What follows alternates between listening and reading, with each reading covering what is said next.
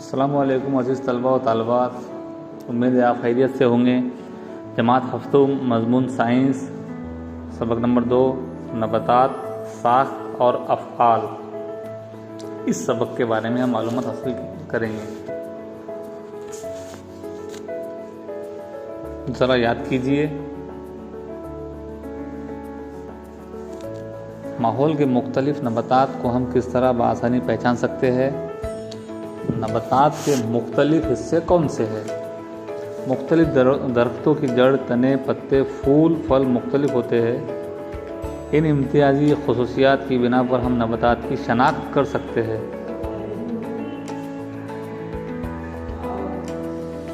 अब हम नबातात के हिस्सों के मुतालिक तफसीली मालूमात हासिल करेंगे। जड़, कांच का एक बिकर में अखबार का एक गोला रखिए, इस पर पानी छिड़क कर इसे गीला कीजिए। बिकर के अंदर कांच और कागज़ के दरमियान चने मटकी के दाने रखिए। 2-3 बीजों में होने वाली तब्दीली नोट कीजिए। बीज से निकलकर ज़मीन की जानिब बढ़ने वाले हिस्से को जड़, इब्तिदाई जड़ कहते हैं। ज़मीन की मुखालिफ सिमत बढ़ने वाला हिस्सा अखवा कहलाता है। आप देख रहे हैं, आपके सामने जड़ की एक तस्वीर नज़र आ रही है जो ज़मीन के जानिब बढ़ रही है, वो जड़ कहलाता है। और जो ज़मीन के मुखालिफ यानी ऊपर जो आ रहा है उसे अखवा कहते हैं।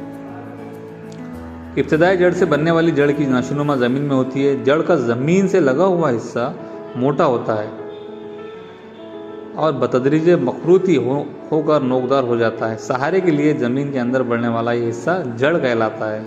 कुछ नबातात की जड़ों से ज़मीन में सानवी जड़ें निकलती है जो ज़मीन में दूर तक तिरछी बढ़ती है। जड़ें दरख्त को सहारा देती है। इस किस्म की दरमियानी मोटी जड़ को असल जड़, टैप रूट कहते हैं। जड़ के सिरे के हिस्से पर बाल जैसी रुएं होती है, इन्हें जड़ बाल, रूट हेयर कहते हैं। जड़ का सिरा नाजुक होता है, इसी हिस्से से जड़ की नशोनुमा होती है। इसे कोई नुकसान ना पहुँचे इसलिए इस पर एक टोपी नुमा गिलाफ होता है जो जड़ टोपी कहलाती है, रूट कैप। कांच की एक बरनी में पानी ले, इस बरनी के मुंह पर एक प्याज इस तरह रखिए कि इसकी जड़ें पानी की सिमत रहे। 8 दिन नशोनुमा पाने वाली जड़ों का मुशाहिदा कीजिए। बढ़ने वाले तने से निकलने वाली रेशेनुमा जड़ों को रेशेदार जड़ कहते हैं। जड़ की 2 अहम किस्में हैं। आप स्क्रीन में आपको नज़र आ रहा है, इस तरीके से आप करेंगे तो आपको जो है तो रेशेदार जड़ का कंसेप्ट, तस्वुर आपके जहन के अंदर जो है तो आएगा और वो क्लियर हो जाएगा, मतलब आप समझ पाएंगे। अब जड़ की 2 अहम किस्में, एक है असल जड़ और रेशेदार जड़। 2 दाला नबातात में असल जड़ होती है जबकि 1 दाला नबातात में रेशेदार जड़ें पाई जाती है।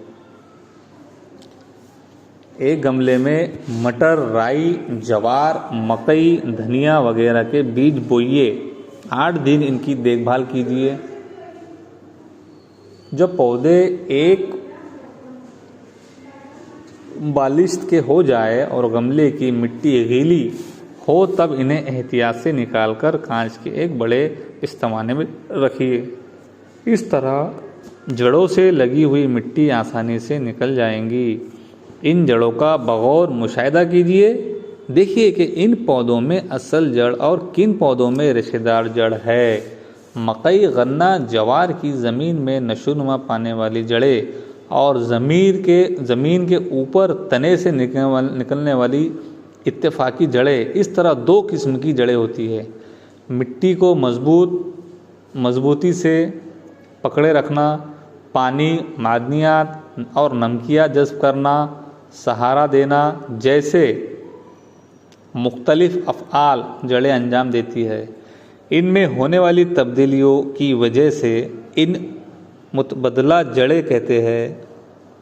इनमें ख़ास तौर पर हवाई जड़ें, सहारा देने वाली जड़ें, रेंगने वाली जड़ें तनफ़ुसी जड़ें शामिल है।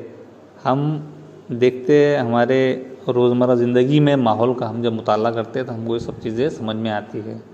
कांच का एक छोटा मुर्तबान भरकर पानी लीजिए, इसमें एक पौधा इस तरह रखिए कि इसकी जड़ पानी में डूबी रहे। पानी की सतह जहाँ हो वहाँ पर निशान लगाइए। अब इस पर 5 मिलीलीटर तेल डालिए।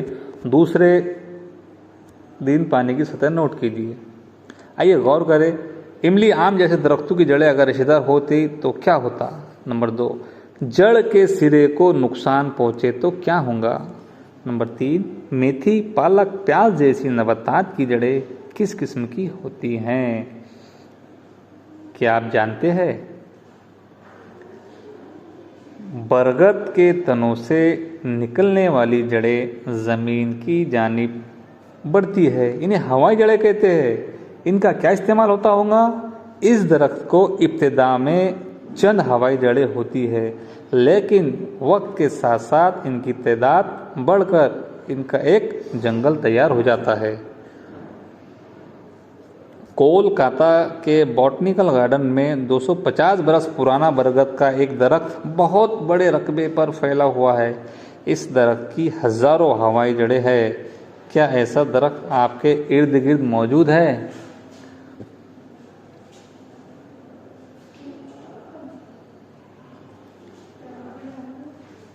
इसके बाद जो अगला पॉइंट है वो भी अहमियत वाला है।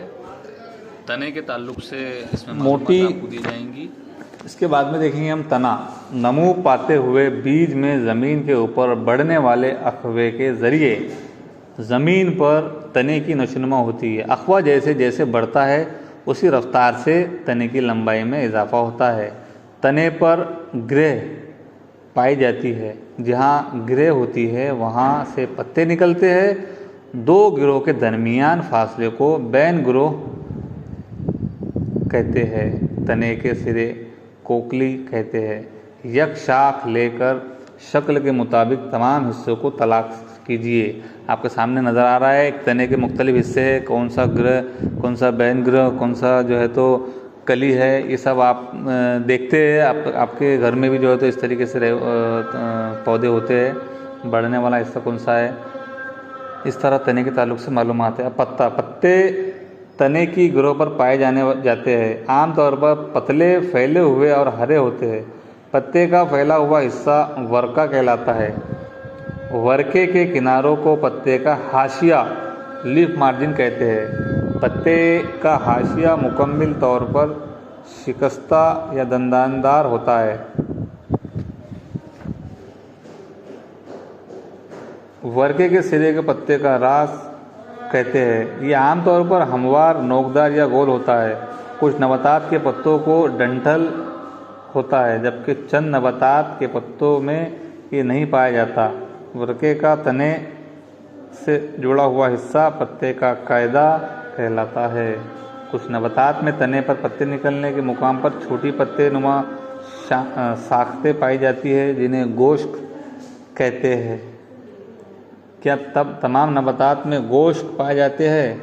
कुछ नबातात के पत्तों में एक ही वर्का और एक ही दरमियानी रग होती है। ऐसे पत्तों को मुफर्रत पत्ता कहते हैं, जबकि चंद नबातात के पत्तों में दरमियानी रग की तरह फैला हुआ वर्का कई छोटे छोटे बरगुच्छों में तकसीम हो जाता है। ऐसे पत्तों को मुरक्कब पत्ता कहते हैं। इस तरह पत्तों को 2 अहम किस्में है, मुफर्रत पत्ता, मुरक्कब पत्ता।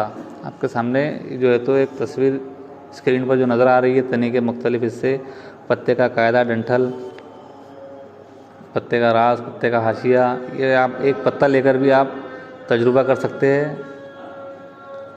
मुशाहिदा करके गुफ्तगू कीजिए। गुलाब, नीम को, कोतमीर, जासुंदी वगैरह की छोटी टहनी का मुशाहिदा कीजिए। तने पर पत्तों की तरतीब के लिहाज से इनकी 4 किस्में हैं, मुतबादिल, दौरानी, बिलमुकाबिल, दायरवी, जबकि हाशिए के लिहाज से वर्के की अहम किस्में हैं। इस तरह है दायरवी, पंजनुमा, सलाखनुमा, लंबोतरा।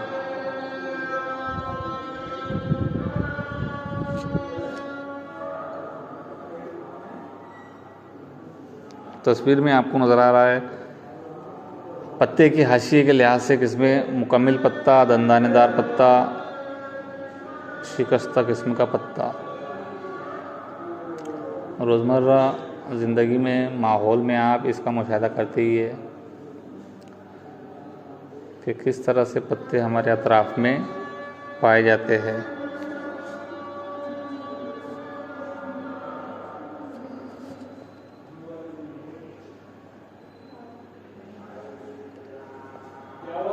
अमल कीजिए, पीपल और मकई का एक पत्ता लीजिए, दोनों पत्तों के वर्के का बगौर मुशाहिदा कीजिए। पीपल के पत्ते के वर्के में एक दरमियानी रग वीन होती है, इसलिए वर्का दो हिस्से में बटा हुआ नज़र आता है। इस मोटी रग से सानवी रगें निकलकर जाल तैयार करती है, जबकि मकई के वर्के की तमाम रगें वर्के के कायदे से सिरे तक एक दूसरे के मुतवाज़ी होती है। पीपल के वर्के में जालदार गीत होती है, जबकि मकई के पत्तों में मुतवाज़ी रगीत पाई जाती है। इर्द गिर्द पाए जाने वाले दीगर चंद दरख्तों के पत्तों का बगौर मुशाहिदा करके इन पत्तों की रगीत पहचानिए।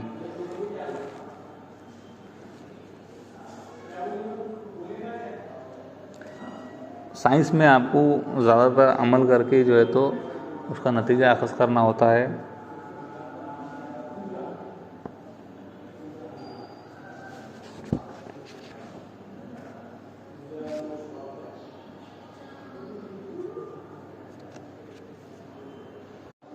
थोड़ी तफरी, ज़मीन पर गिरा हुआ पीपल का एक पत्ता लेकर 15-20 दिन इसे पानी में रखिए। इसके बाद इसे पानी से निकालकर खुश्क कीजिए।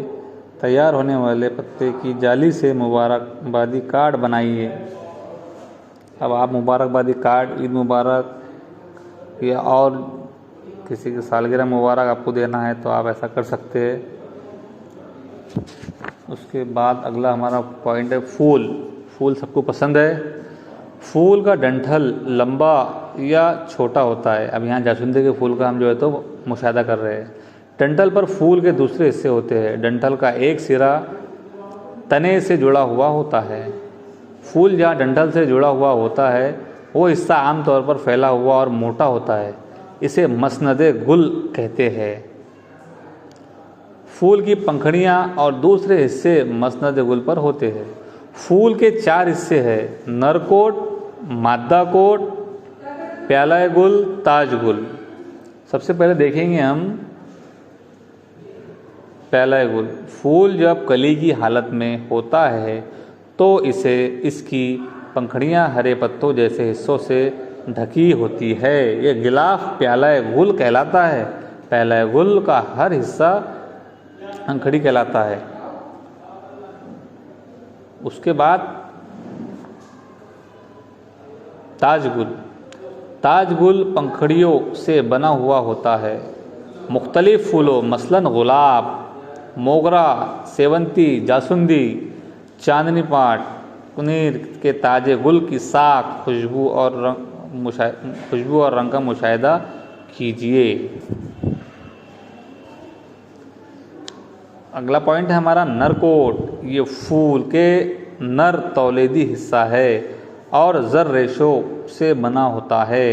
ज़र रेशे ज़ेरेदान और रस्तक पर मुश्तमिल होता है।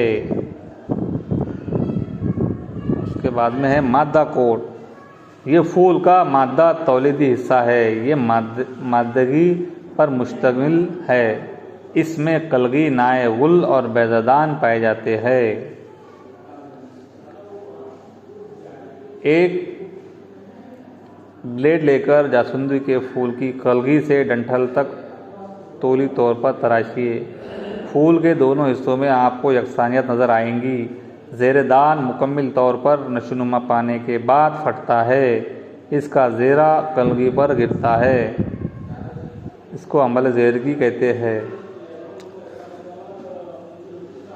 फ्रूट, फूल, फल।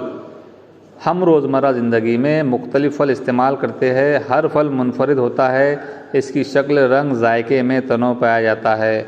आम में एक ही गुठली होती है तो फनस में मगज़ के बेशुमार कलीनुमा हिस्से और इनमें बीज होते हैं।